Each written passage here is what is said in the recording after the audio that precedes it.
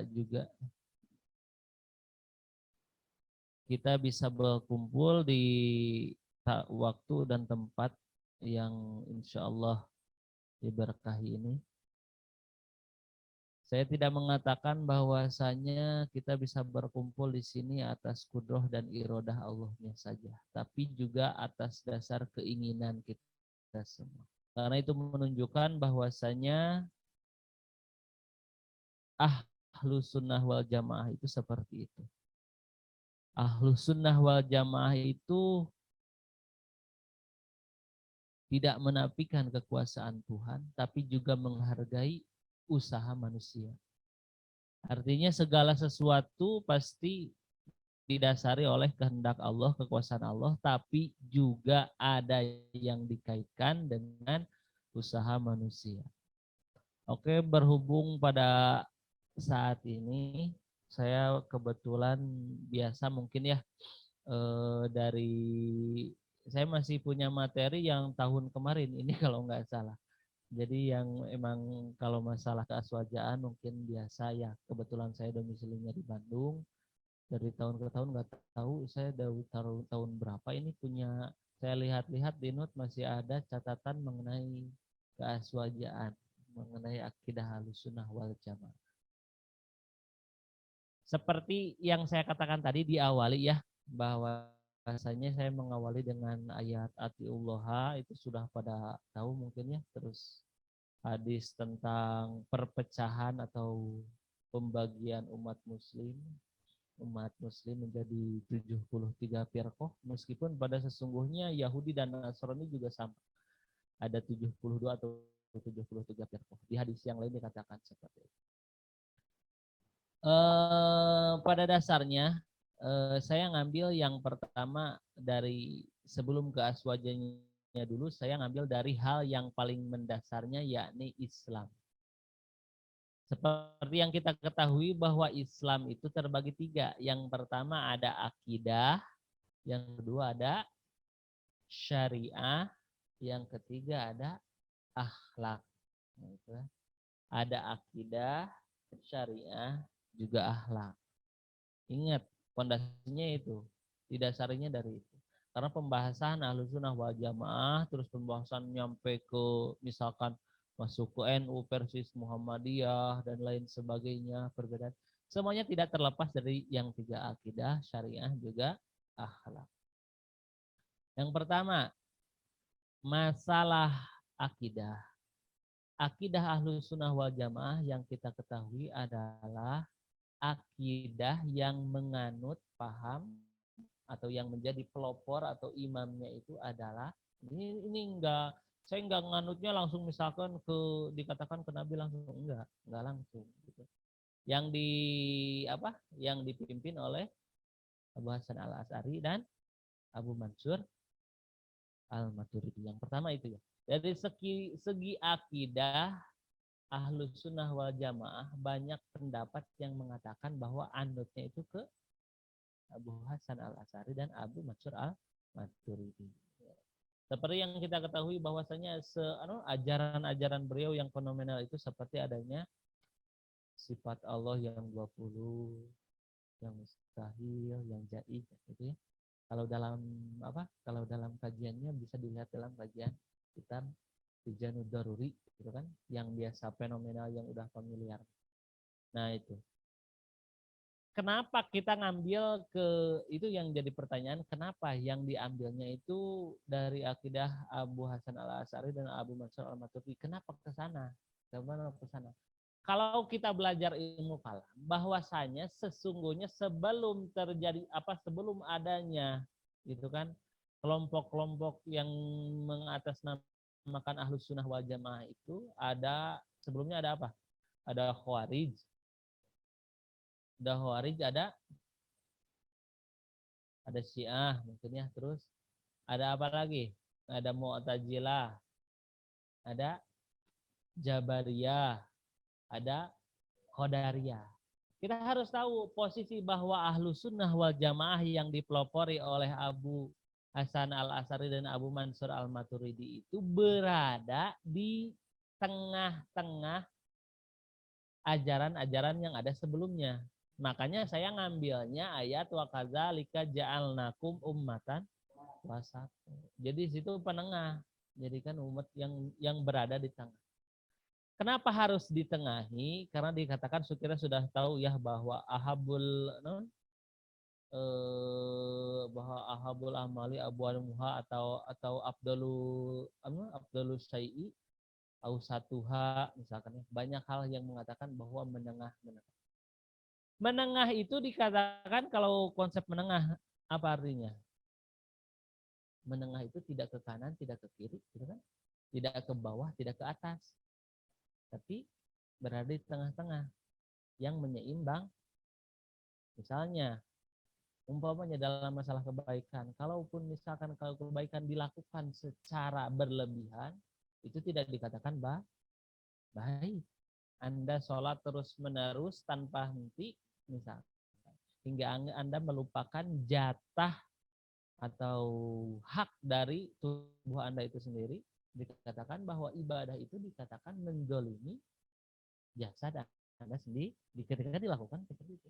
Ada seorang sahabat yang memang siangnya baca Quran, malamnya itu sampai ini saya bukan menjelekan masalah ibadah, tapi ada gitu kan, tapi ada hak yang harus dipenuhi oleh tubuh manusia. Punya hak untuk tidur, untuk istirahat, untuk makan dan lain sebagainya. Makanya dahulu ada sahabat yang terus-terusan baca Al-Quran, dikatakan itu masih jelek. Karena apa? Karena matanya bisa, itu meskipun Al-Quran yang dibacanya, tapi ketika terus menerus, maksud di sini berlebihan akan mengakibatkan hal yang jelek. Makanya menengah saja dalam membaik masalah ibadah. Kenapa Allah hanya menyuruhnya cuma 5 waktu coba? Misalkan misalkan ayatnya wa khalaqtul jinna wal insa illa liya'budun. Tujuan manusia itu diciptakan hanya untuk beribadah, kan itu udah sepantasnya 24 jam beribadah. Bukan berarti 24 jam beribadah berada di masjid sholat terus, bukan berarti seperti itu, karena memang ada kewajiban kita sebagai makhluk sosial beribadah, bermasyarakat, beribadah secara apa istilahnya, secara horizontal kepada hablum minallah juga hablum minannas. Jadi tidak semua. Misalkan kalau Anda terus menerus berada di masjid, tapi Anda melupakan kewajiban Anda untuk berikhtiar, sholat, berikhtiar, mencari nafkah, kerja, membantu orang lain, itu Anda tidak dikatakan umat yang benar-benar sempurna, tidak dikatakan seperti itu. Karena memang ada kewajiban yang lain. Makanya, gitu kan, konsepnya adalah menengah. Aswaja itu adalah yang menengahi paham. Kalau kita ketahui Pak, kalau Khawarij itu dekatnya dengan paham apa? Khawarij itu lebih dekat dengan paham Jabariyah, yang mana lebih ke tekstual, segala sesuatu atas kehendak Allah, yang jargonnya biasanya kan kulla yusibana illa ma kataballahu lana huwa maulana. Bahwasanya tidak ada sesuatu pun yang terjadi pada kita kecuali itu adalah sesuatu yang memang sudah ditetapkan oleh Allah. Benar gak? Itu benar. Jargon seperti itu benar? Benar. Terus yang kedua, menengahi antara misalkan yang keduanya ada Mu'tazilah dengan Qadariyah. Nah, kalau ini segala sesuatu dikaitkan dengan innallaha la yughayyiru ma biqaumin hatta yughayyiru ma bi'al. Ini lebih liberal gitu ya. Kalau ini jadi lebih bebas. Lebih bebas. Jadi udah aja gitu kan. Bahwa segala sesuatunya jadi lebih ke manusia yang menentukan. Ini. Itu dikatakan merujuk kepada ayat tersebut, kita mengatakannya benar. Cuman ketika pemahaman mereka semuanya dinapi atau disandarkan kepada manusia, bahwa segala sesuatu memang dihasilkan oleh ikhtiar manusia. Ketika mereka menyandarkan semuanya, maka di situ berarti menafikan qudrah Allah. Terus juga ketika semuanya disandarkan kepada Allah, berarti tidak meyakini ayat bahwa Allah juga menyerah. Allah juga memberikan wewenang kepada manusia untuk berikhtiar.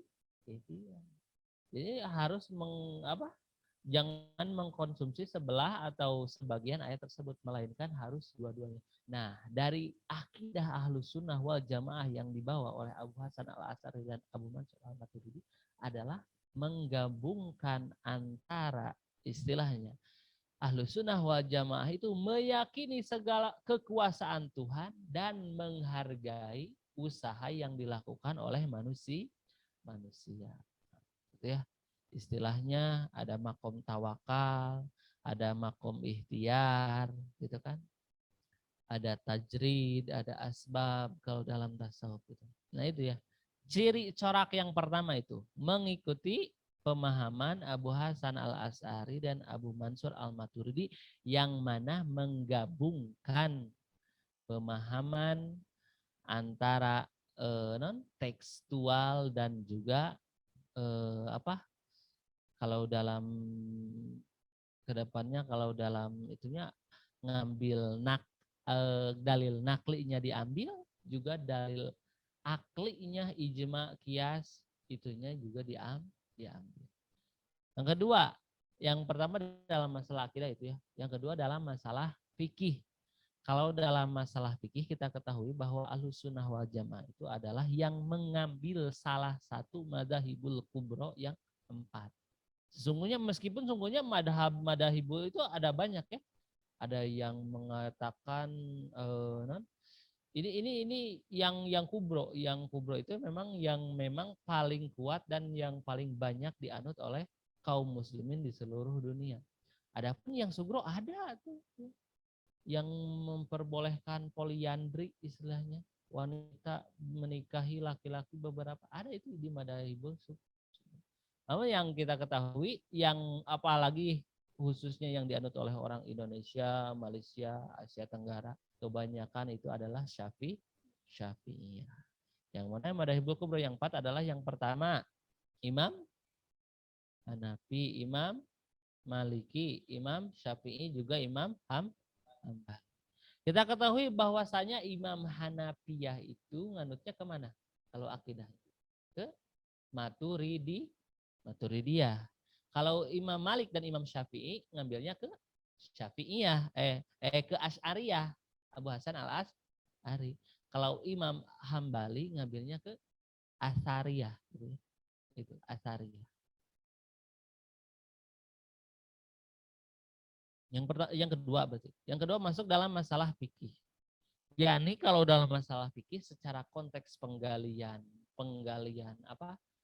sumber-sumber hukum, tadi saya sudah mengatakan bahwasanya yang diambilnya itu yang pertama dalil nakli, yakni Al-Quran dan hadis. Yang kedua juga ngambil dari ijma atau dari dalil akli yang merupakan ijma atau kias para ulama.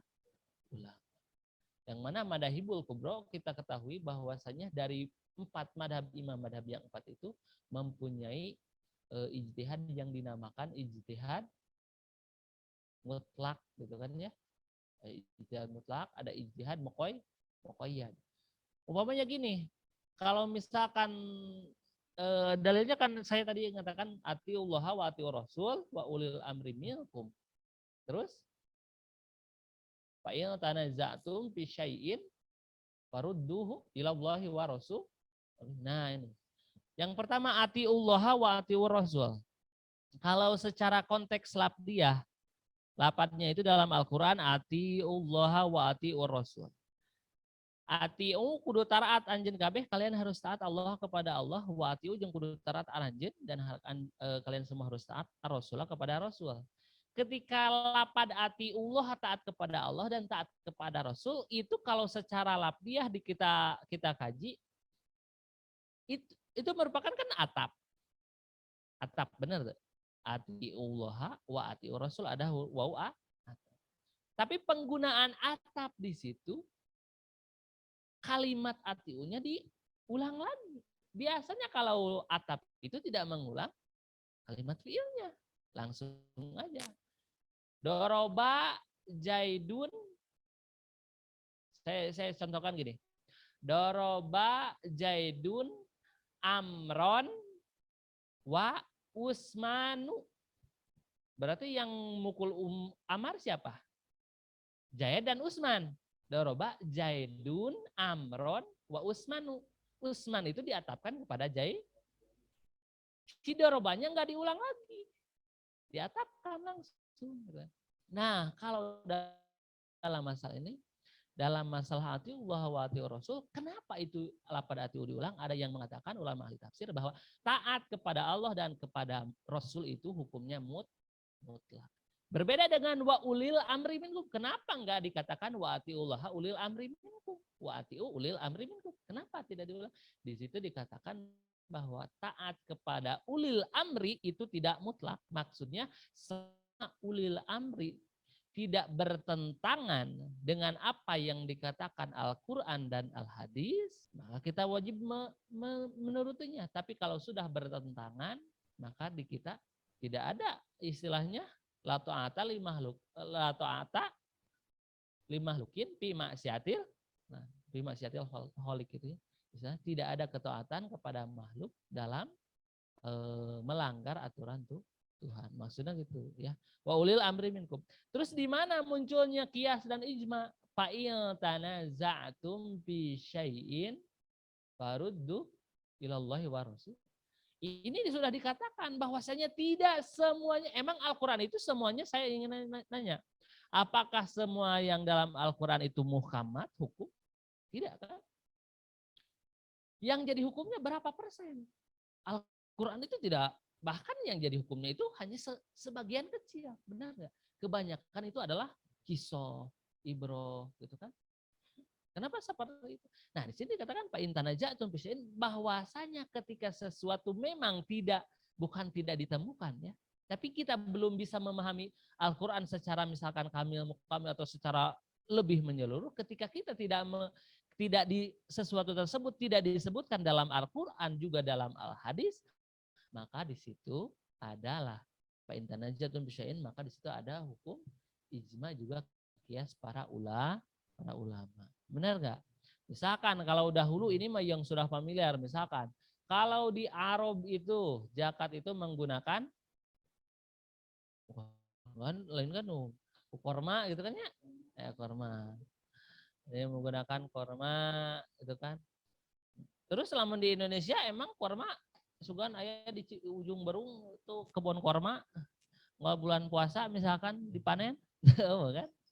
Nah, terus lahirnya itu kias menyamakan kuwatu ahlil balad padi dengan kurma itu di mana? Nah, itu di sana di pada kuwatu ahlil balad menjadi sebuah makanan pokok di sebuah tempat. Ada yang menggunakan gandum, ada yang menggunakan kurma, ada yang menggunakan jagung, ada yang menggunakan padi. Jadi emang itu disebutkan? Tidak disebutkan.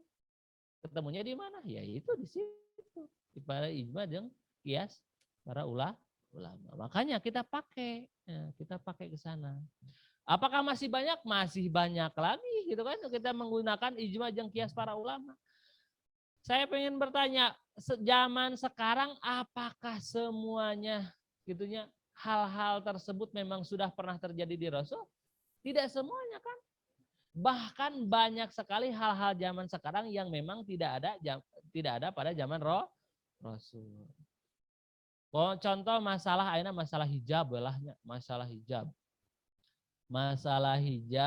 Kalau di Arab itu biasanya penutupnya kan bedanya pakai burka burka gitu kan, dari tutup ke bawah gitu.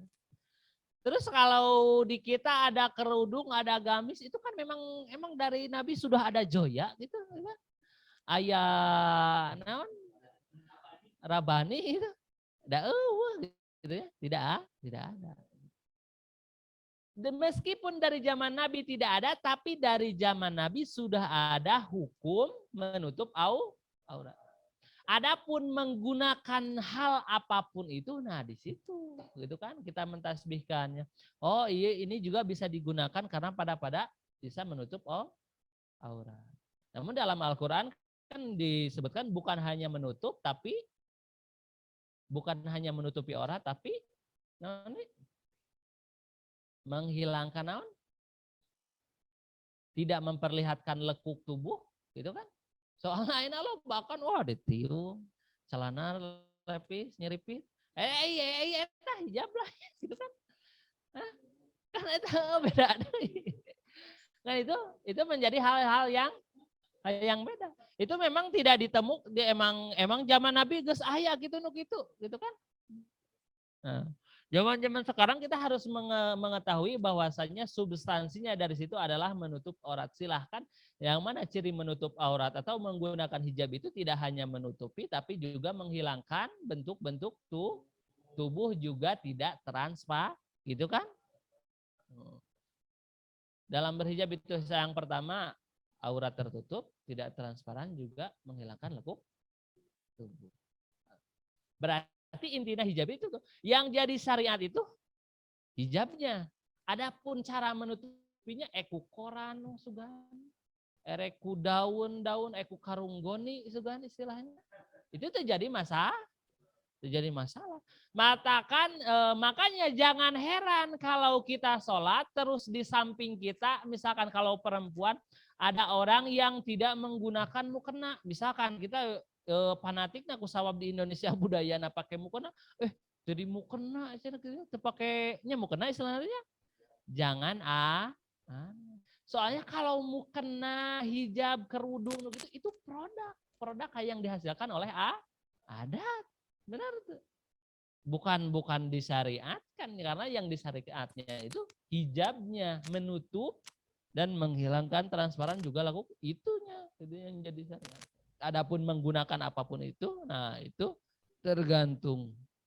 Makanya berbaur dengan adat. Itu yang kedua ya, bahwasanya ingat dalam masalah fikih Ahlus Sunnah wal Jamaah itu mengambil salah satu madzhabul kubro yang 4. Menganut kepada Imam Malik, Imam Syafi'i, Imam Hanafi atau Imam Al-Hambali. yakni secara konsep menggabungkan antara dalil nakli yakni Al-Quran dan hadis juga dalil akli yang berupa ijma qiyas para ulama. Juga ke sananya juga masih banyak ya. Ijma, qiyas, istinbat dan lain sebagainya. Nah, yang ketiga corak aswaja dalam ini ya sudah akidah sudah. Kalau akidah itu menjadi pokok sebuah rute, dikatakannya sebuah rute. Kita rutenya kemana dalam masalah ibadah ya sudah jelas ini kepada Allah. Yang kedua dalam masalah praktek ibadahnya, fikihnya, mengambil ke kaifiyah tata cara madzhabul kubro yang empat. Yang ketiga ada dalam masalah tasawufnya. Tasawufnya itu cara itu menganut kepada Imam Junaidin al-Baghdadi juga al-Imam al-Ghazali ke sana. Yang mana pada tasawuf di sini bukan berarti ini fenomena ya, fenomena sering sekali orang mengatakan bahwa tasawuf itu sesat atau dan lain sebagainya. Tasawuf yang dianut oleh Imam Junaidi al-Baghdadi juga al-Imam al-Ghazali itu dengan tidak meninggalkan fikih. Tasawuf yang sesat itu ketika menggunakan tasawuf, menganut paham tasawuf, tapi meninggalkan fikih. Makanya Imam Malik berkata, mantafak koha walam tasawwafa pakot dapat sako walam non waman tasawwafa bila tapakuhin patazan waman jama'a bainahuma pakot dahak. Orang yang berfikih tapi tidak bertasawuf itu dikatakan fasik. Tapi orang yang bertasawuf tanpa berfikih itu dikatakan jindik. Kafir jindik. Dan yang benar itu kalau Ahlus Sunnah wal Jamaah waman jama'a bainahuma faqad tahaq pokok. Nah, umpama misalkan kenapa Kang berfikih tanpa bertasawuf dikatakan fasik? Kalau dalam masalah fikih umpama dalam masalah sholat, Yang diatur oleh fikih apanya? Dari mulai takbir, cara ngomong, bacaan, rukun kauli, rukun fi'li. Misalkan rukun ada non, ada itidal, ada julus baina sajadatain, ada dan lain sebagainya. Eta diatur oleh sama fikih. Terus fungsi tasawuf di sebelah mana? Tasawuf masuk ketika Anda misalkan umpama Anda melakukan sholat, Anda misalkan jebolan UIN, Universitas Mahasiswa Islam. Otomatis ketika Anda pulang ke kampung, Anda membawa di pundak Anda nama mahasiswa Islam.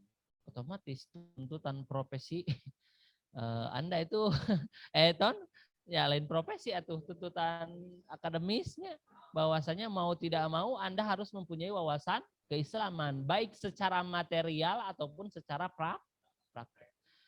Misalkan di kampung, mangga akang sarjana UIN ngaimaman misalkannya menjadi imam. Wah.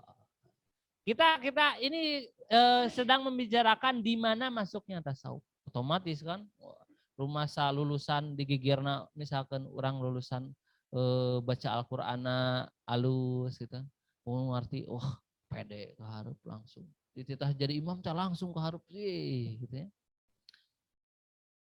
Dia berangkat ke depan menjadi imam tapi dengan yang pertama ada ini perasaan bahwasannya di kampung saya tidak ada yang belajar nyampe keislaman, nyampe ke universitas misalnya. Nah, ketika sholat pun gitu kan ya, dengan penuh kebanggaan terhadap diri sendiri gitu kan. Dengan rasa sombong gitu ya. Ada rasa sombongnya gitu. Baca Quran lagi jika genap tahun di Arab itu misalkannya. Ini bukan ya kalau mahrijul huruf sifatul huruf benar tapi ieu mah leuwih juga genap tahun meh hayang katempo mahasiswa Islamna gitu misalkan. Lebih parah gitu ya misalkan. Ada ketika Anda mempunyai perasaan seperti itu, Anda ditunjuk dan sifat dalam hati Anda mempunyai perasaan ada sombong, ada. Nah, disitulah masuknya fungsi tasawuf. Bahwasanya percuma Anda melakukan sesuatu kebaikan tapi dengan atas dasar dalam hati Anda ada rasa sombong juga menghinakan orang lain. Makanya kalau dalam tasawuf ada istilah maksiatun aurasatul lan waftiqaran khairum minat ta'ati awsat izan wastikbaron. Kesalahan yang menghasilkan kita menjadi merasa lebih rendah dari orang lain itu lebih baik daripada kebaikan yang kita lakukan namun menimbulkan rasa sombong terhadap orang lain. Makanya di situ ada fungsi kontrol. Istilahnya karena dalam Islam itu ibadah itu tidak hanya tubuh melainkan juga harus dengan hati. Kenapa ada pembahasan niat dan lain sebagainya? Karena memang inna fil jasadi mudghah. Ida soluhat jasadukul wa ida fasadat jasadukul ala wahyal bahwasanya ada hati otomatis yang masuk manajemen ke dalam masalah hati itu adalah tasawuf. Karena kalau dalam masalah fikih itu cuman paling masuknya nyampe ke niat ya, sampai ke niat gitu kan. Yang kalau tasawuf lebih ke masalah tazkiyatul qalbi dalam masalah mengolah hati, mengolah rasa. Karena pada kenyataannya memang istilahnya apa yang Anda lakukan itu bermula dari mata, terus karena pikiran gitu kan, terus karena hati, baru setelah dari hati kita tangan yang digerakkan. Sebelumnya kita tidak akan melakukan sesuatu kalau tidak ada keyakinan dalam hati kita. Mulai ya gitu. Asup jadi banyak pengolahan dilihat heula, geus dipikirkan ke otak asupna pikir, geus kapikir, geus logis, masuk kana hate, geus kana hate langsung dilakukan ku jawarih ku anggota badan. Ketika sudah dilakukan oleh anggota badan, kita akan terbiasa. Ketika sudah terbiasa, itulah karakter kita. Nantinya akan seperti itu. Nah ini dalam masalah yang pertama tadi akidah, fikih, juga tasawuf. Selanjutnya masih ada ya sebagian ciri-ciri kecil bersinggungan dengan masalah zaman fenomenal ya, zaman sekarang. Ciri-ciri dari Ahlus Sunnah wal Jamaah itu diantaranya yang pertama mempunyai ada rukun Islam, juga ada rukun iman, juga ada rukun ihsan. Biasanya menggunakan hal seperti itu, rukun iman, rukun Islam, rukun ihsan, karena itu menjadi dasar pondasi bagi kita. Terus ada juga yang kalau dalam Ahlus Sunnah wal Jamaah itu cirinya lagi tidak mudah juga tidak suka mengkafirkan orang lain, tidak suka takfir. Cirinya itu. Kalau misalkan Anda ingin membedakan, Kang, wah iya jangan benar, ucapannya pintar gitu ya, tapi gampang masih kene gampang takfir. Setiap saltik kafir, wah salah bid'ah. Takfir ujung bid'ah, wah salah. Nah, itu masih belum dikatakan kategori Ahlus Sunnah wal Jamaah. Apakah memang dari Nabi suka membid'ahkan atau mengkafirkan? Tidak kan gitu. Itu ciri-cirinya. Tidak suka atau tidak mudah mengkafirkan dan membid'ahkan orang lah. Saking lemes-lemesnya dalam ajaran Ahlus Sunnah wal Jamaah, maupun mau dikatakan kafir pun masih ada kafir maknawi, ada kafir itu ya. Kafir secaranya maknawi, misalkan kufur dalam hati kan syirik, katakan ria itu dikatakan syirik asgor kan? Nah, itu kan bisa dikatakan kufur kan? Tapi dikatakan syirik asgor lah. Dikasih tahu langsung, wah kafir. Kamu itu kafir. Begitu gitu. Tidak mudah mengkafirkan. Dan yang menjadi sumber hukumnya tadi sudah dikatakan bahwasanya sumber hukumnya yang pertama, ingat, ada dalil akli Al-Qur'an dan dalil nakli Al-Qur'an dan hadis, dalil akli ijma qiyas para ulama. Juga ada ciri dalam masalah, kalau yang dalam masalah fenomenal, dalam masalah pengkajian Al-Quran, umpama dalam ayat misalkan, kita ketahui bahwasanya dalam Al-Quran itu terbagi dua, yang pertama ada ayat muhkamat, yang kedua ada ayat mutasyabihat. Dalam ayat muhkamat itu sudah jelas gitu ya, maksudnya sudah jelas masuknya kemana, ininya kemana, nggak jadi permasalahannya. Tapi ketika kita memasuki ayat mutasyabihat, contohnya seperti Alif Lam Mim Yasin Kaf Ha Ya Ain Shad, atau seperti kan Ar-Rahmanu 'alal arsis tawa, atau yadullahi fawqa aydihim, atau wayabqu wajhu rabbika dzul jalali wal ikram, banyak kan ya ayat-ayat mutasyabihat. Nah, ciri-ciri ahli sunnah wal jamaah itu seperti apa? Nah, di sini dikatakan bahwasanya ciri ahli sunnah wal jamaah itu ketika berhadapan dengan ayat mutasyabihat, yang pertama bisa menggunakan takwil, dan yang kedua bisa menggunakan apa? Metode tafwid ya. Ada tafwid juga ada takwil. Kalau takwil itu secara mantik kan soroful lafdi min ma'nal hakiki ila ma'nal majazi. Kalau tafwid itu lebih ya muncul kurang mah udah harus gitunya. Kalau masalah tafwid itu lebih ke mas'ulu anha bi alam minasail. Istilahnya kalau dalam masalah ihsan itu kan Nabi pernah dikatakan kapan akan terjadinya kiamat. Tapi jawaban Nabi mas'ulu anha bi alama minasail. Nah, itu merupakan sebuah contoh tafwid yang dicontohkan oleh Nabi. Contohnya gini, kalau masalah takwil, contoh saya ngambil contoh ayat misalkan wayabqa wajhu rabbika dzul jalali wal ikram. Wayabqa lamun logatnya ya, kalau logat misalkan mana walau rasul bimuradi wayabqa yang tumetep naon wajhu rabbika apa? Kalau ahlu sunnah wal jamaah itu ngalogatnya misalkan mengartikannya apa?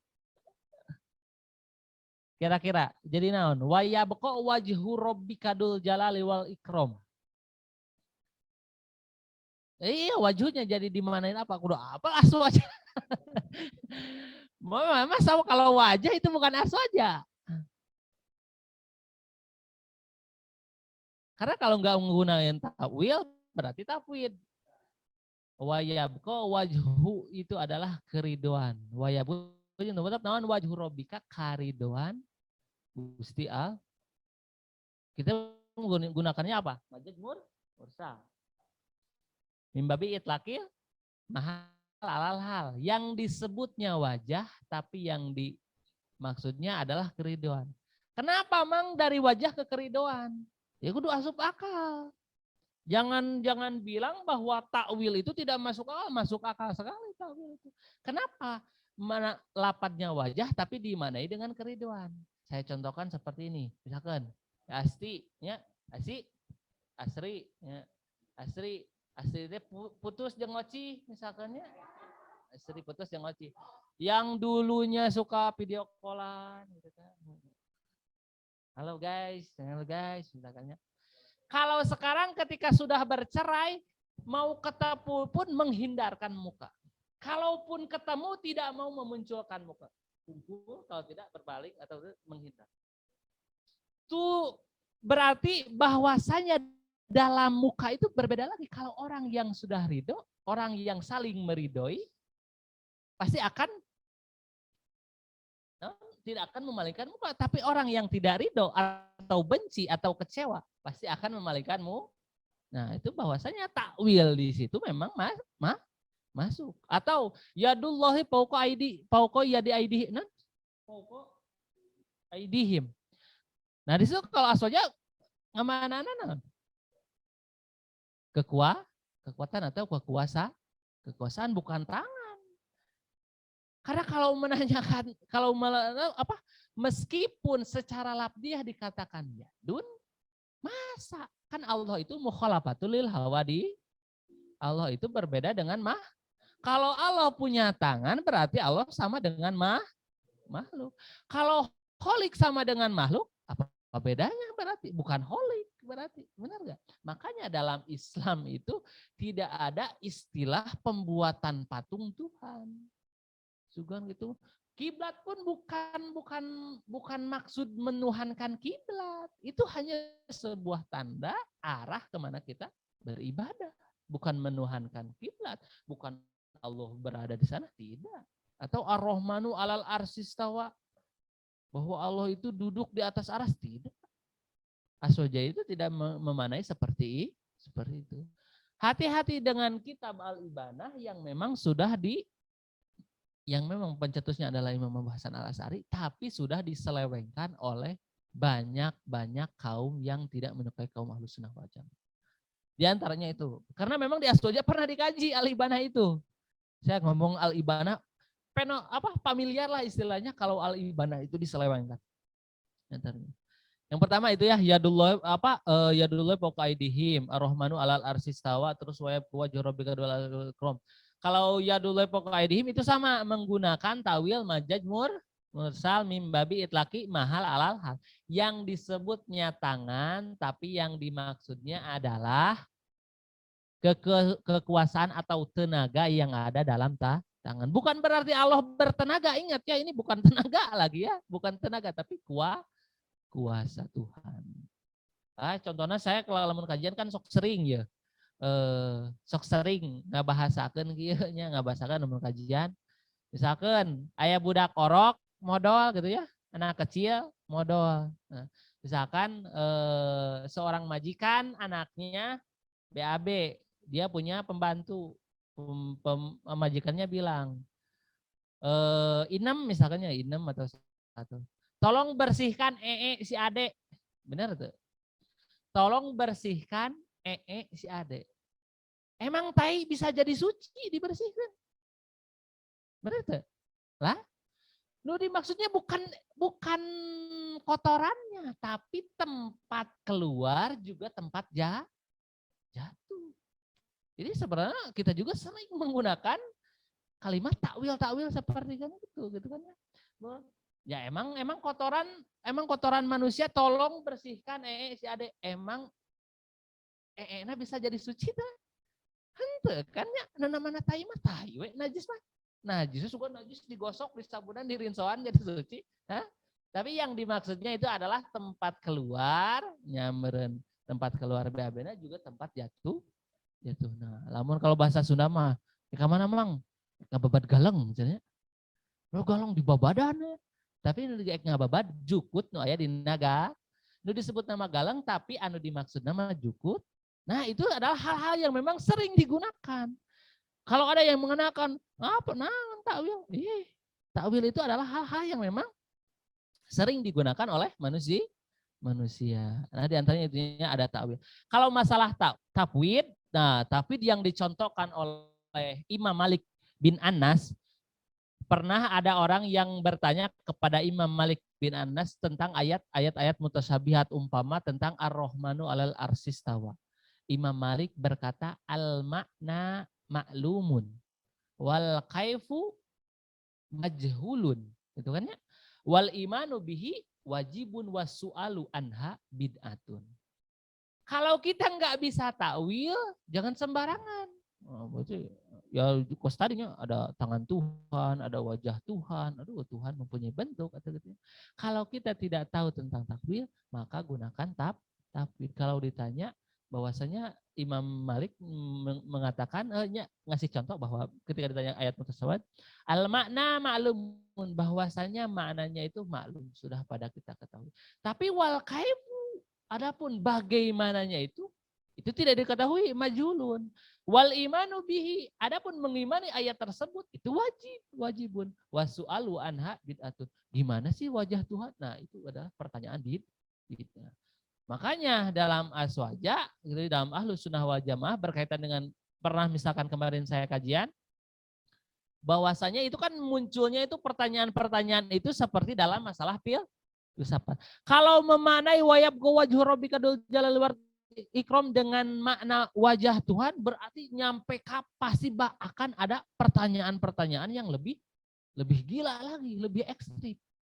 Bagaimana? Apakah Tuhan berjenggot? Wah, apakah Tuhan mancung atau tidak? Wah, kacau gitu ya. Udah kacau. Makanya Ahlus Sunnah wal Jamaah itu tanjih takwilnya itu gitu ya, istilahnya metode takwil dan tafwidnya itu ma'at tanjih. Maksud tanjih itu adalah membersihkan Tuhan dari sifat-sifat kemanusiaan atau menjauhkan sifat-sifat kemanusiaan dari Tuhan. Jangan sampai seperti itu. Nah, itu adalah akidah Ahlus Sunnah wal Jamaah kurang lebihnya. Sebenarnya masih banyak, namun cukupkan sekian saja ya. Lebih dari 1 jam mungkin ya. Untuk selanjutnya saya kembalikan ke moderator. Ini masih hanya apa istilahnya bagian kecil dari Ahlus Sunnah wal Jamaah. Silakan. Selebihnya mungkin nanti bisa kita bahas di diskusi ya Kang ya. Oke, alhamdulillahirrahmanirrahim. Terima kasih kepada Kang Jailani atas pemaparannya yang luar biasa mengenai materi kita pada hari ini tentang keaswajaan. Tadi ya kita bisa kutip sedikit dari pembahasan beliau bahwa ada 3 pilar penting lah mengenai keaswajaan. Yang pertama akidahnya itu sendiri, bahwa aswaja ini akidahnya berada di tengah-tengah gitu. Tidak geser terlalu ke kanan atau ke kiri, ke atas, ke bawah, ya tengah-tengah lah. Jadi meyakini segala kuasanya Allah dan menghargai seluruh usaha manusia. Kemudian yang kedua dari segi fikihnya, aswaja ini mengambil atau memilih salah satu dari madzhabul kubro yang 4 ya. Dan juga dari tasawuf menganut ke Imam Al-Ghazali. Kemudian ada beberapa ciri-ciri kecil nih yang bisa teman-teman kenali mengenai aswaja. Yang pertama, identik dengan mengenal rukun iman, rukun Islam, kemudian tidak mudah mengkafirkan atau membedakan sesama gitu ya Kang. Dan juga bisa menggunakan takwil dan tafwid gitu. Nah, selebihnya mungkin saya buka sesi diskusi ya bagi teman-teman baik di Zoom maupun secara offline yang hadir di sini, boleh memberikan pertanyaan. Silakan. 3 pertanyaan pertama. Boleh langsung on mic atau di chat, silakan.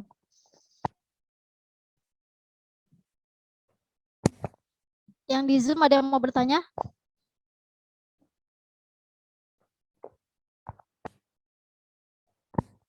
Kang siapa ini namanya? Kang Hilman Taufik, Kang Khadafi, Teh Ersa, Kang Zun Hari. Silahkan.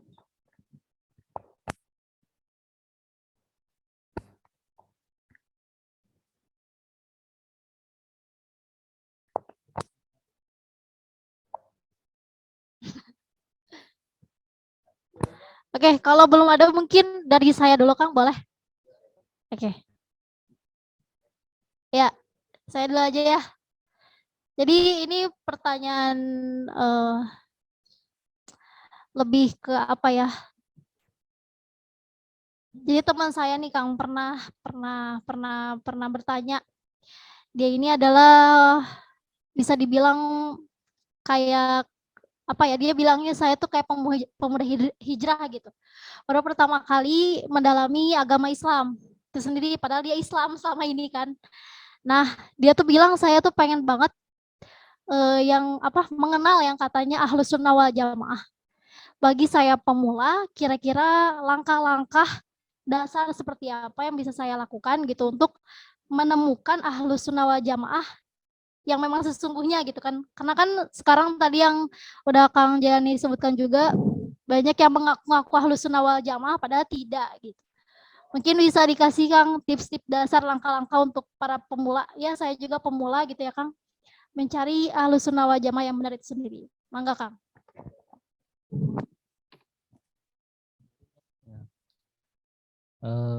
Kalau tips-tipsnya apa tips-tipsnya katanya? Ya pada intinya kalau tips-tips itu ya harus ya kalau mau tahu ya harus didekati, tapi jangan asal mendekati sumber gitunya. Karena tidak semua berbasis Ahlussunnah wal Jamaah. Kalau secara konteks labdiyah berarti kembalinya ke ma'ana alaihi wa ashabi. Kalau dipanjangkan wa ashabi alaihi gitu kan. Kalau dipanjangkan atapnya ma eta perkara gitu. Misalkan sesuatu yang mana Nabi itu berpegang teguh terhadapnya juga para sahabatnya. Ingat yang dikata Nabi itu tidak ma'ana alaihi aja. Enggak dikatakan ma'ana alaihi aja. Nabi mengatakan wa ashabi.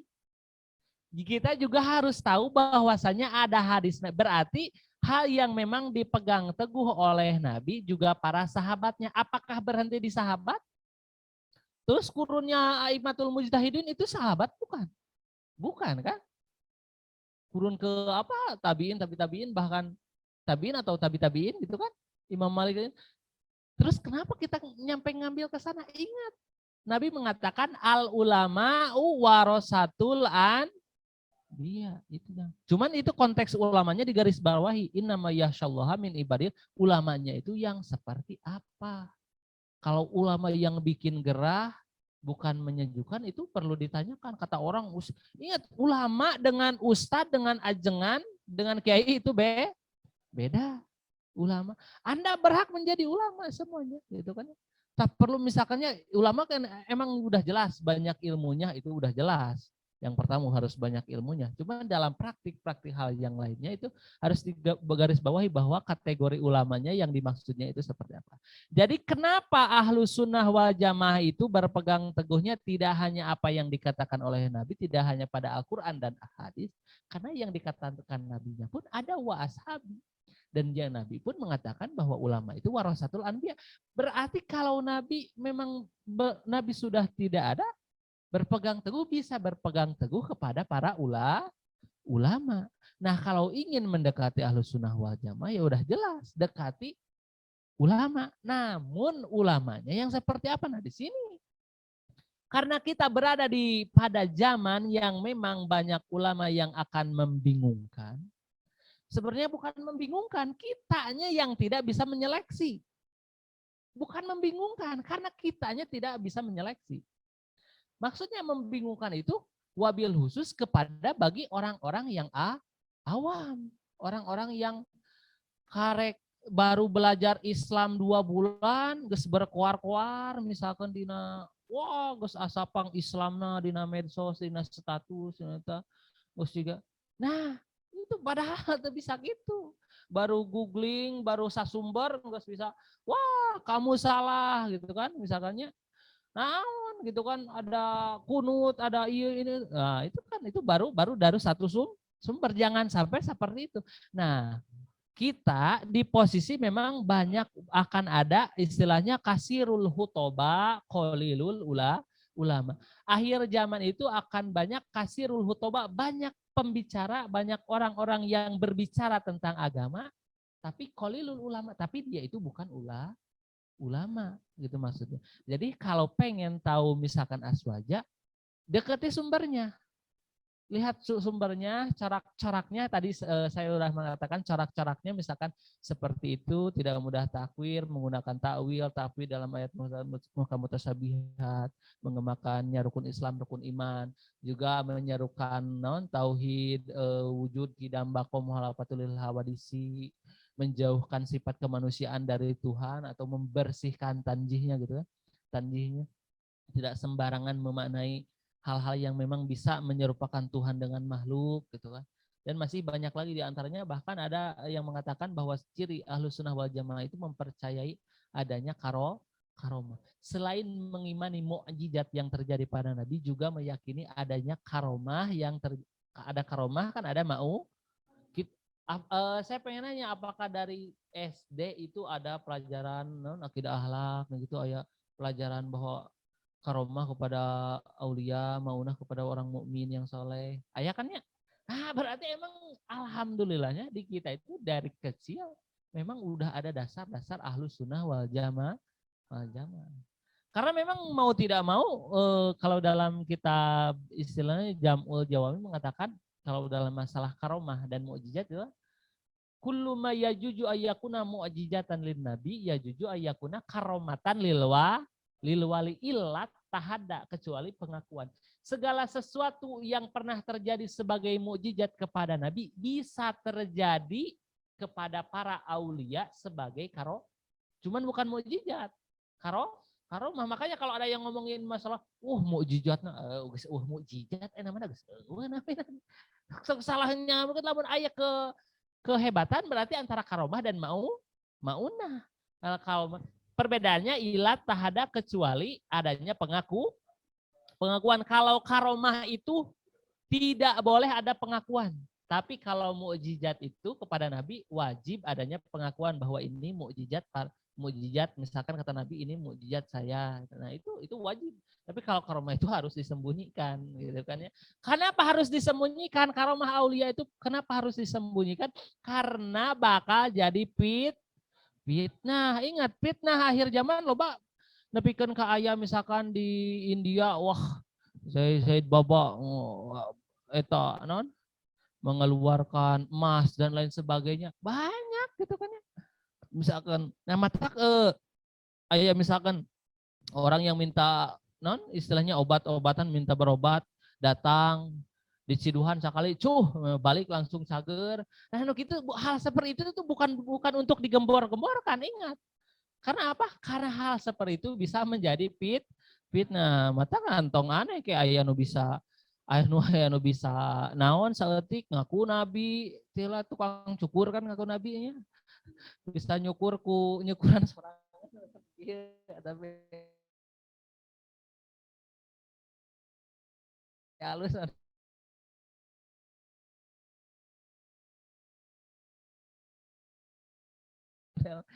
Kan bisa seperti itu. Kalau ada istilahnya khawarikul adat, hal-hal yang memang kita membicarakan sebuah karomah itu beda deh konteksnya. Kalau bagi pelakunya itu wajib disembunyikan. Yang bagusnya ke urang ge ulah anu ngobrolnya ulah sembarangan ke orang gitu ya, ngomongkeun karomah ke orang-orang misalkan anu memang sekali percaya teh langsung wah malah menghadap kana karomah we gitu nya, maksudnya teh malah menghadap jadi nganabikeun wali bisa datang orang-orang bisa aya seperti itu. Makanya konsepnya ya percaya tapi tidak berlebihan sampai mau hidup gula. Nyampe ke berlebihan seperti itu. Namun sababna bisa jadi fitnah. Malah jadi pengikut kan sok lamun ditunjukkan, pengikutnya jadi loba. Da bener sok lamun ayeuna di zaman sekarang. Di antaranya sok aya contoh karomah. Karomah paling fenomenal misalkan karomah saya Abdul Qadir anu bisa menghidupkan orang yang mati. Beliau kan menghidupkan orang yang mati pun inilah bukan hanya terjadi kepada Nabi Isa, tapi karomah kepada itu kan kok bisa sederajat gitunya kehebatannya dengan Nabi? Ya iya, memang mukjizat yang terjadi karena Nabi bisa terjadi kepada para aulia, cuman tidak boleh diakui bahwa itu karomah dan bahwa itu milik. Nah, karena yang biasanya para aulia itu suka menyembunyikan karomahnya. Nah, di antaranya ya kalau langkah-langkah nama udah jelas tadi, dekati sumbernya, yang mana sumbernya udah jelas, berarti dekat dengan para ulama. Cuman di garis bawahi kalau sekarang ulamanya itu yang seperti apa gitu kan, tapi karakternya tadi sudah dikatakan di antara ciri-ciri ulama yang memang bisa menunjukkan keaswajaan. Kurang dan lebihnya mungkin bisa didiskusikan lagi karena itu memang sebagian hal kecil saja.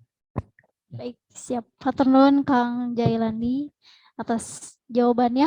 Mangga ada pertanyaan lagi enggak? Ada 2 pertanyaan lagi, silakan yang hadir di lokasi boleh. Kang Asep Munir mau bertanya?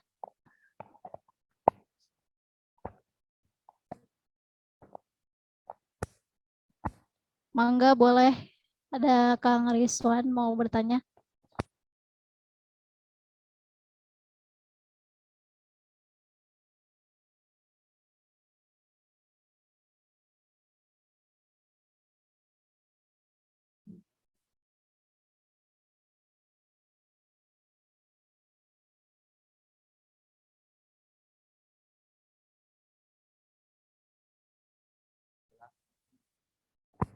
Cek 1 2. Izin bertanya, bukan apa ya? Gak terlalu tertuju sama aswajanya gitu. Cuman tadi agak disinggung apa ya? Soal nanti itu aurah, soal aurat. Emang jadi apa ya? Jadi keresahan pribadi juga gitu. Selalu yang saya bukan aktivis feminis ya. Selalu ya yang dicontohkan soal menutup aurat tuh selalu ke perempuan gitu kan. Tadi Kang Jailani menjelaskan bahwa ya tentang aurat pokoknya mah perempuan yang atasnya berkerudung, bawahnya terbentuk gitu bentuknya, bentuk tubuhnya. Nah, ini pun kemarin sempat diskusi sama teman-teman gitu, masih ada apa ya? Bukan bukan apa ya? Perbedaan pendapat soal aurat laki-laki gitu. Yang apa? Dari lutut apa? Yang sampai lutut kan kenapa yang selalu disinggung zaman sekarang tuh perempuan yang berjilbab bawahnya merecet gitu. Sedangkan laki-laki yang bercelana pendek tidak pernah disinggung. Apakah emang ada perbedaan pendapat bahwa sebenarnya gitu aurat laki-laki itu bukan, ada pendapat lain nggak sampai lutut gitu, ada semuanya. Kayak jelas kena aduh. Seperti itu Bang. Kan banyak yang celananya bolong laki-laki itu aku mah tah. Itu mantap kita nggak ya namanya. Bolong lutut.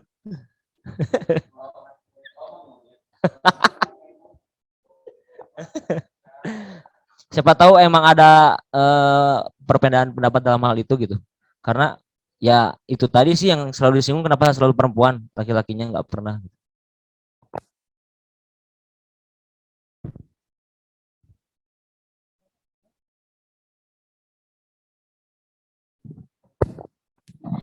Oke, mangga Kang Jailani mungkin bisa langsung ditanggapi. Ya ini mah diskusi aja gitu ya. Nah, karena memang kalau dalam masalah aurat mah, aurat laki mah udah jelas ya.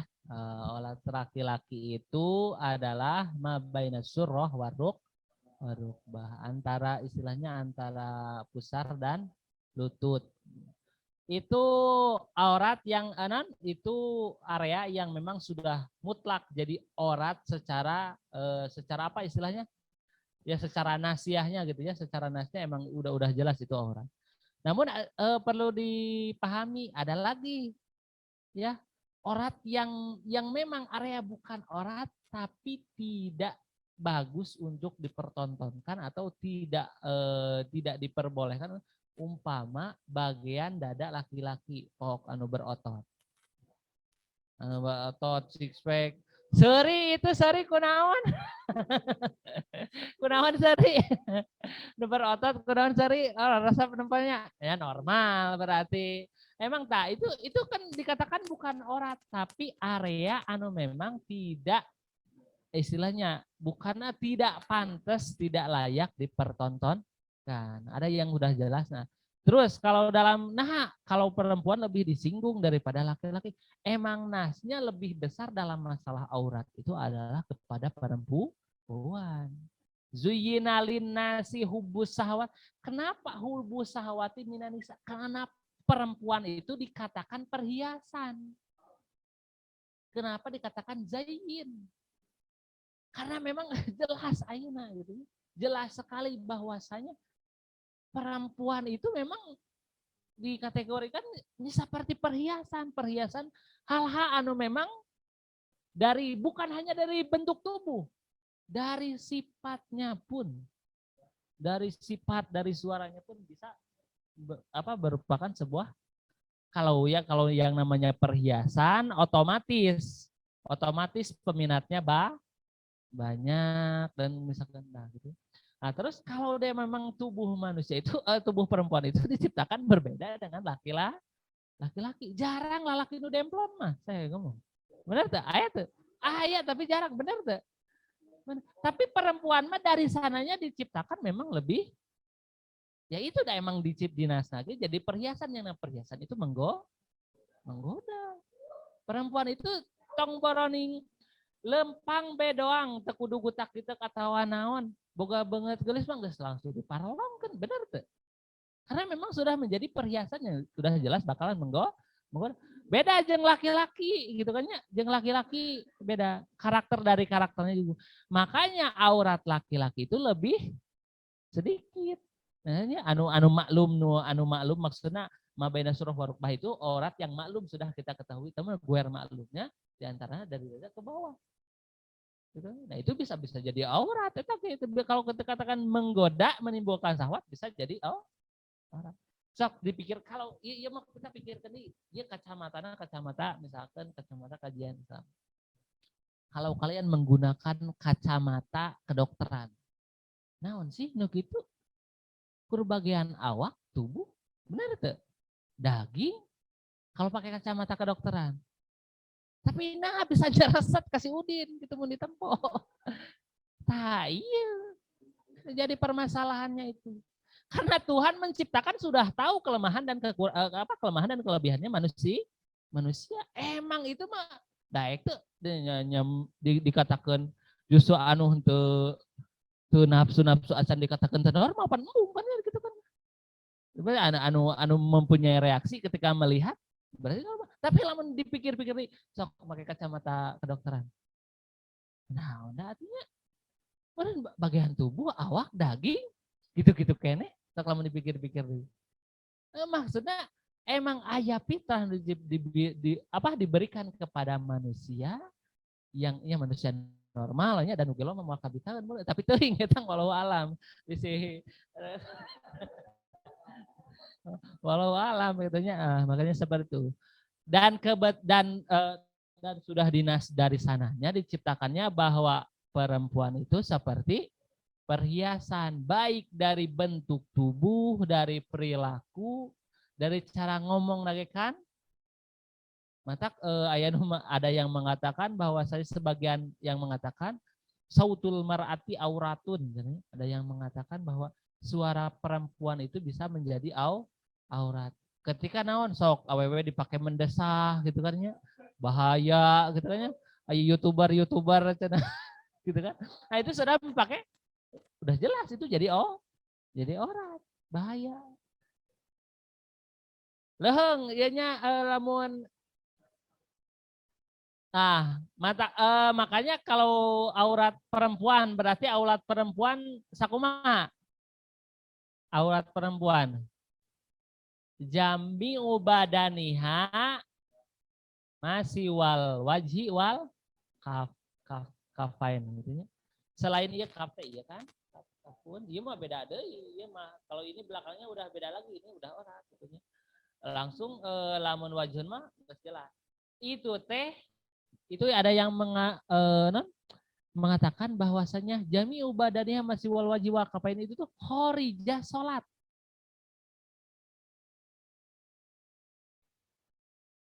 Asal gua dari nurjah sholat pisolati orat perempuan jami ubadaniha masih wal wajhi wal kafaini sholati ketika sholat. Ketika sholat, aurat perempuan itu adalah selain wajah dan adapun di luar sholat ada yang mengatakan dalam sapinah bisa dilihat di tengahnya jami'u badaniha. Ada yang makanya ada yang pakai cadar langsung tadinya pakai handsock yang sajabana. Nah itu karena memang ada banyak pendapat yang mengatakan bahwa seluruh tubuh manusia itu perempuan kecuali matanya itu adalah aurat. Benar. Tapi enak memang anu dicadarke kan nyata. Orang kudu paham ai auratnya sebenarnya kudu dikumahkan maksud ditutup di hijab aurat itu bukan berarti aya dah misalkan bercadar gitu ya. Tapi bermain mata istilahnya gitu kan ya. Dicep.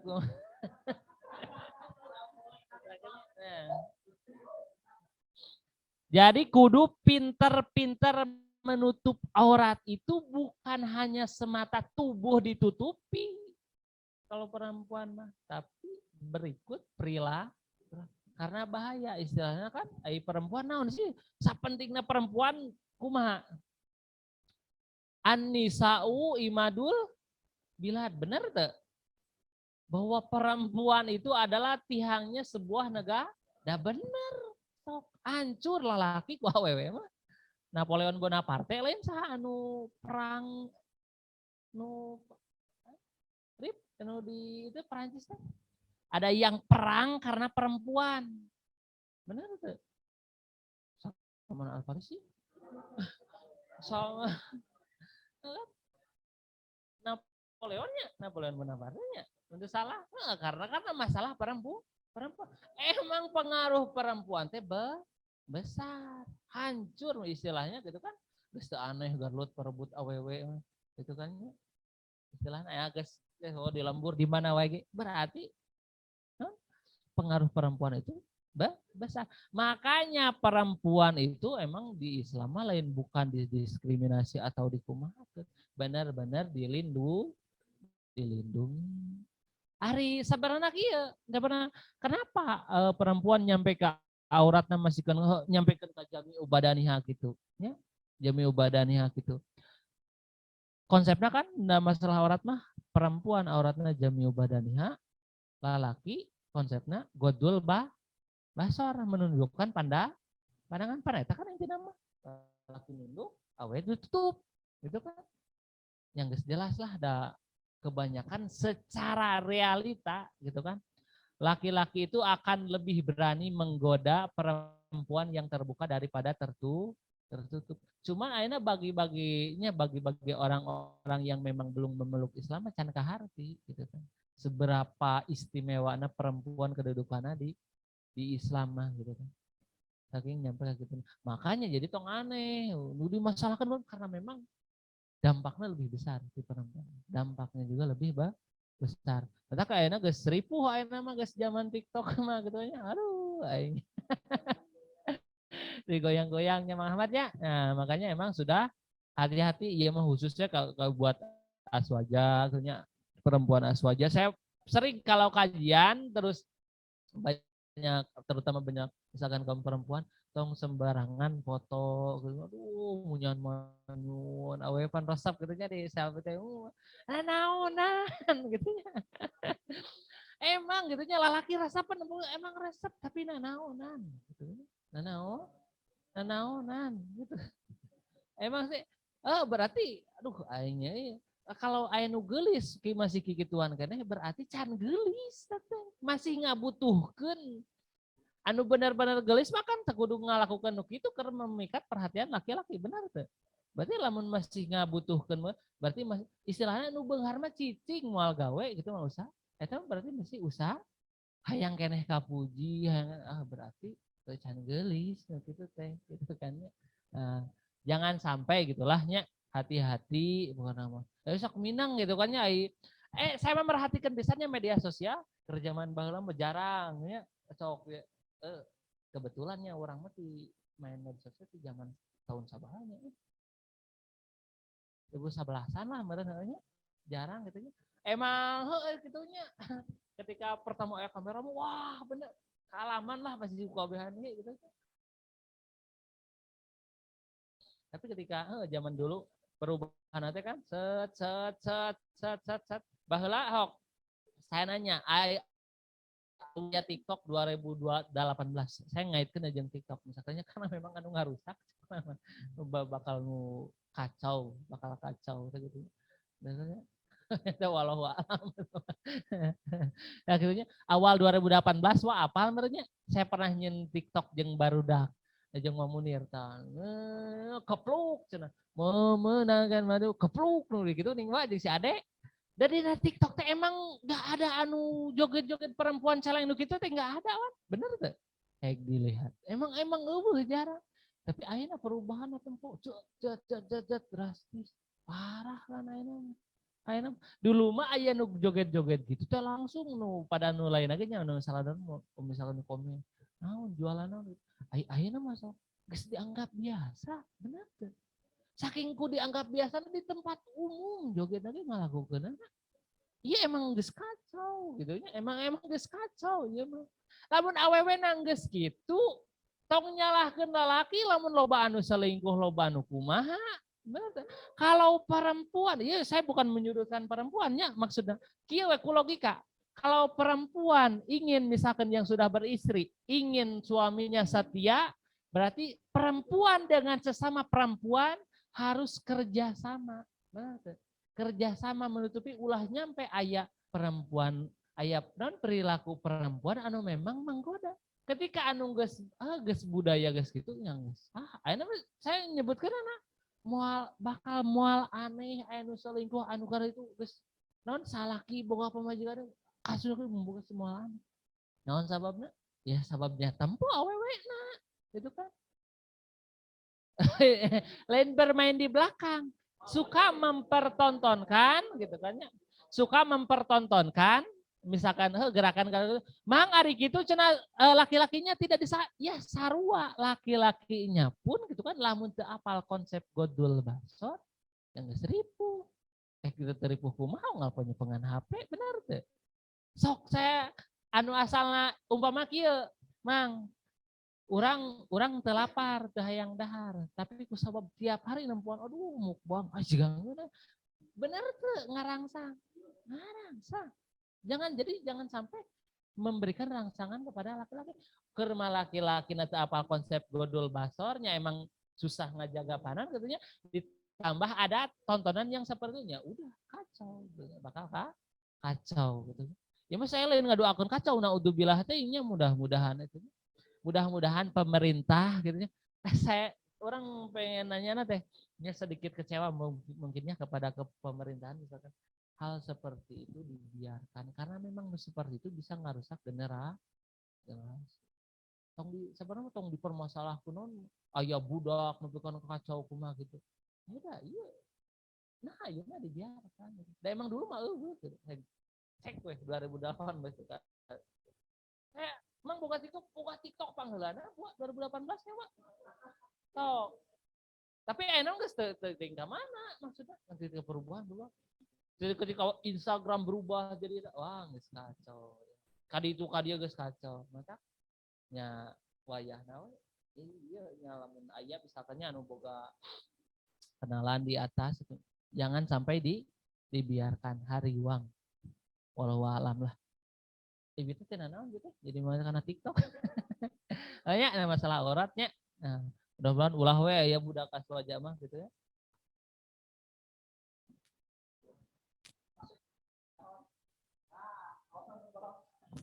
Oh ya udah jelasnya lamun tina tukur, tadi mah udah jelas eta mah mutlak, teu bisa ditoleransi gitunya masalah eta mah. Mang da padahalnya lamun ditempokeun ya. Ya, saya pengen nanya, padahal kalau ditontonkeun tuur jeung ieu bagi perempuan saya pengen nanya asli menggoda mana nempo tuur jeung nempo dada laki-laki? Kudu normal ngajawab teh. Hah? Serius? Serius. Padahal dada laki-laki dinasna bukan aurat kan ya? Tapi beda deh. Tapi kadang iya, tapi iya mah geus puguhnya ti dituna, iya mah udah jelas ieu mah dituna erek menggoda henteu. Makana mun make celana, saya pun sok make celana pondok, tapi sok dileuwihkeun tuh kan ieu nih, di celana sontog, sok ditek-tek sorangan da lamun celana sontog nu ngajual mah jarang rata-rata dilaluhur wae, entah sok neuk we sorangan. Nah, itu mah jadi masalah katanya. Iya geus jelas dah, tuur, lutut dan pusar itu udah kita mah udah jelas tadi itu. Adapun nu kadieuna tah ieu nu pemahaman mah. Jangan sampai ada tuh orat iyo cenah gitu. Eta orat teh kumaha gitu nya. Benar tuh menggoda mana lutut jeung dada laki-laki. Tergantung. Oh, tergantung. Ini kalau lamun anu pura teh mah teu katanya. Kalau pucit mah. Oh, lamun six pack katanya. Berarti kumaha hukum six pack berarti nya? Lompat deui kena hukum six pack lieur.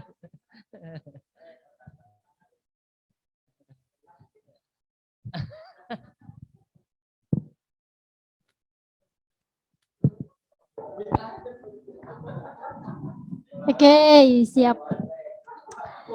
Jadi begitu ya bahasannya, berarti nyangkut ke fikih ya Kang sedikit tadi. Gak apa-apa, jadi nambah ilmu.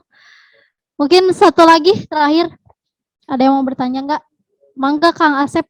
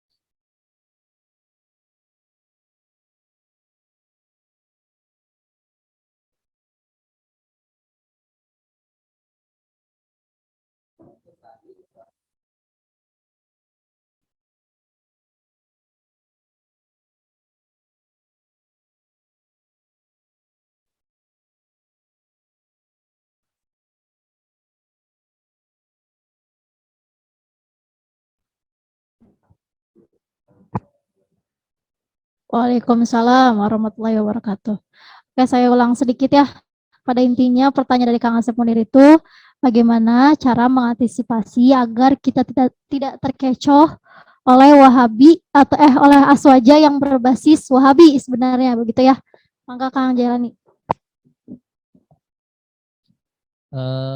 Ya kita diskusi aja. Sebenarnya kan istilahnya gini, kalau tidak mau tertipu oleh orang lain, kita harus benar-benar mengenal gitu ya, mengenal seluk-beluk baik histori atau kumaha tentang orang tersebut. Nah, itu kan sekarang memang emang jelasnya gerakan anu memang mengatasnamakan Aswaja, anu memang gerakan Aswaja, anu memang mengatasnamakan Aswaja. Seperti nu tadi saya katakan bahwasanya di dalam kitab Al-Ibanah pengarangna Imam Al-Asy'ari, ini Imam Asy'ari, tapi di dalamnya diselewengkan oleh orang-orang Wahabisme, gitu ya. Wahabi misalkan. Nah, cara ngabedakan atau cara memang bisa ameh terkecoh emang sulit, emang rada sulit gitu nya. Emang rada sulit maksudnya ya. Karena saya memang mengkaji di aswa jadi kaji, al-ibanah dikaji. Itu yang jadi masalah, al-ibanahnya itu dikaji. Ketika saya mengkaji dari awal, mengkaji kitab tersebut dari awal, ini mah umpama contohnya. Memang perbedaannya itu belum terlihat, tapi ketika sudah masuk ke tengah, ada kalimat-kalimat yang memang dalam ayat pembahasan ayat mutasyabihat, cirinya jelas.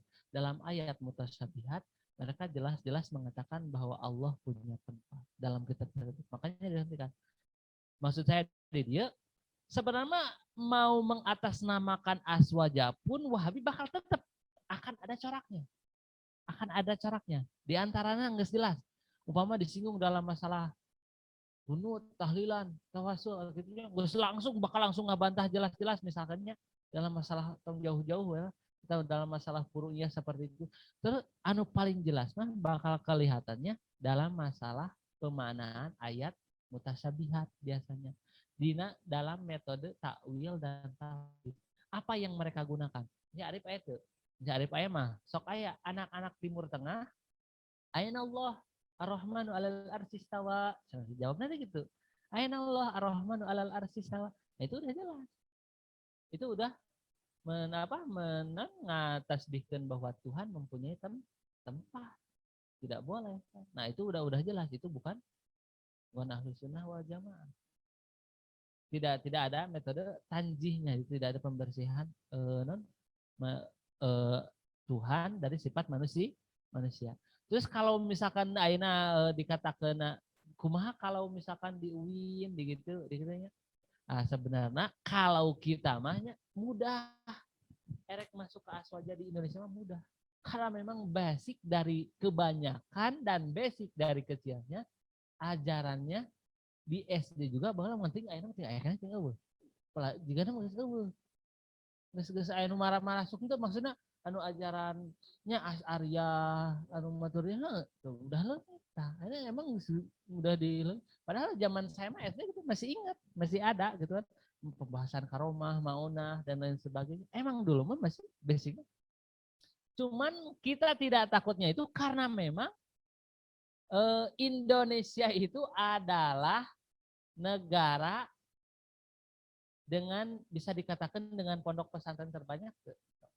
Dan mual ayah ada cuman ayah di Indonesia. Cuman yang notabene-nya kebanyakan yang mendirikan pesantren di Indonesia itu adalah kebanyakan ahlus sunnah wal jamaah, pahamnya ahlus sunnah wal jamaah. Karena buktinya berpegang teguh karena pendapat kaul ulama. Nah itu ciri nama kadinya. Ciri nama kita. Juga bisa dibedakan gitu. Kalau apakah orang ini misalkan ya takut yang ngarengkeun ceramah ya ieu kama. Lihat aja. Karena memang dalam Syiah pun ada ajaran taqiyah kan, menyembunyikan diri dan lain sebagainya. Itu bawe kaluhurna ngambilna gampang, ngambilna ieu ka madhab saha. Ngambilna kalau ulama mana.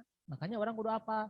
Kalau ulama misalkan di Syafi'iyah, nya ka orang ka Imam Nawawi, ka Imam Al-Ghazali, kemudian madhabna saha gitu kan Imam Ghazali basicna saha. Kaluhurna bakal katempo kaluhurna. Kalau memang Syafi'iyah, oh berarti aman. Tapi kalau misalkan kaluhurna aya bisa lupalah gitunya. Aya ulama-ulama anu memang basic ke atas nanti memang jelas-jelas Wahabiyah gitu ya. Wahabiyah anu memang nyelamatkan pasti moal pakai mujtahid madhab anu opat. Ngan cuman gitu doang di Indonesia mah geus beruntung gitu nya. Beruntung di Indonesia mah moal susah neangan ahlus sunnah wal jamaah moal jamaah. Soalnya basicnya kebanyakan cuman ajarana anu di eta teh gitu nya. Anu dikhawatirkan sudah menghilang kepada anak-anak sejak dini teh di kana dulu mah zaman sahabat artinya zaman sameme SBY Megawati mah sebentar kan ya, berarti zaman Gus Dur gitu. Zaman Gus Dur masih ayah. Zaman Gus Dur, zaman Habibie masih ayah kan. Berarti kadia sudah mulai menghilang. Masih SBY masih ayah setengah-setengah untuk salah mas Saya ingat saya mah gitunya di waktu di SMA. Nah, biar tidak terkecoh otomatis nya orang lamun boga guru mah simpel-simpel lah gitu nya. Nanyakeun ka guru urang. Da katempo da pasti bakal beda lah, bakal beda. Bakal jelas beda ajaranna pokoknya lamun masih megang kaul ulama terus punya sanad kamanan sanad kitabna madhabna ka mana sanadna aya gitu nya nepikeun ka maksudna ngambil kaul ulama-ulama Syafi'iyah atau mujtahid madhab anu opat, nah itu udah jelas itu mah pasti Ahlus Sunnah wal Jamaah.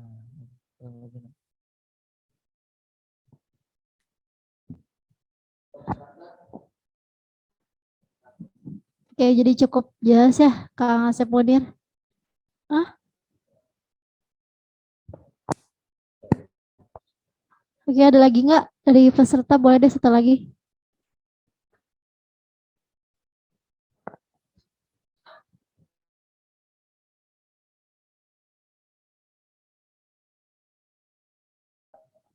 Kang Hadaf, Kang Ersa, Teh Ersa,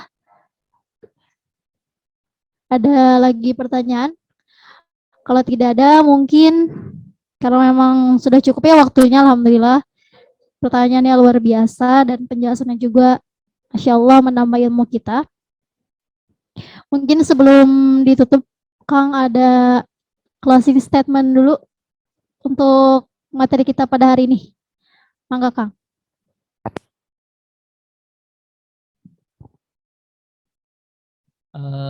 Ya kalau pada intinya Ahlus Sunnah wal Jamaah garis besarnya gitu ya adalah paham-paham yang sudah sering kita dengar dan sering kita lakukan terutama mobil khusus di Indonesia. Dan corak-corak apabila ingin membedakannya seperti yang tadi saya katakan, mempunyai pegangan dalam akidah, berpegangan kepada Abu Hasan Al-Asy'ari dan Abu Mansur Al-Maturidi. Yang mana pada pokoknya akidah itu ajarannya sering mendengar ajaran sifat Allah 20, mustahil 20 dan yang itu. Terus dalam masalah fikih udah jelas yang dikajinya adalah kajian kitab-kitab yang notabene bermadhab pada salah satu madhab yang 4. Imam Malik, Imam Al-Hanafi, Imam Asy-Syafi'i juga Imam Al-Hambali, gitu kan. Sudah jelas itu ngambilnya ke sana. Dan kalau dalam masalah tasawuf ngambilnya 2, Imam Junaidi Al-Baghdadi dan Imam Al-Ghazali. Karena memang hati-hati dalam tasawuf karena berhubungan dengan filsafat, tidak semuanya.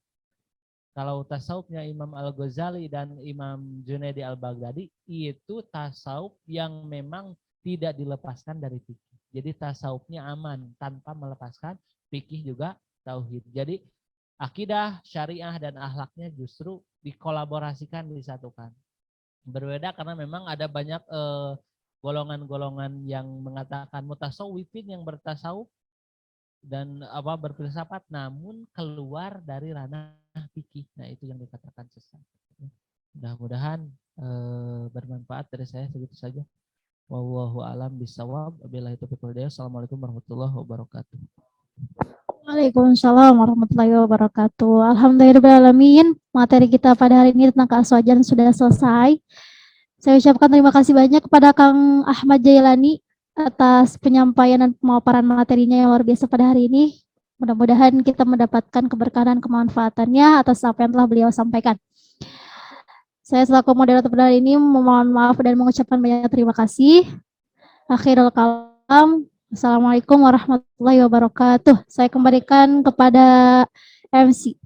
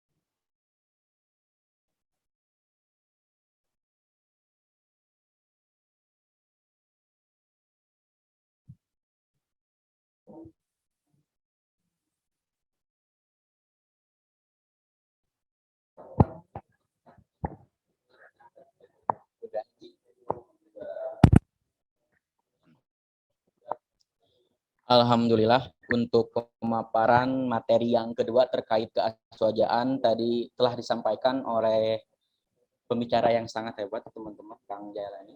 Semoga apa-apa yang beliau sampaikan itu menjadi pengetahuan dan berkah bagi kita semua. Selanjutnya, teman-teman, untuk kegiatan di esok hari kita mulai lagi di jam 9. Nanti teman-teman silahkan untuk masuk dari jam setengah 9, siap-siap. Jam 9 kita mulai dan langsung ke materi selanjutnya. Begitu teman-teman. Nanti karena tidak memungkinkan, mungkin nanti di esok hari bakal ada review juga nih teman-teman terkait dua materi yang kita tadi pelajari bareng-bareng terkait kehimawaswajaan pun dengan keaswajaan. Nah, makanya semoga tadi apa yang telah disampaikan itu teman-teman catat kayak gitu ya, tong poho kayak gitu. Naon ngaranna teh al ilmu soidun wa kita batu qaiduhu teman-teman.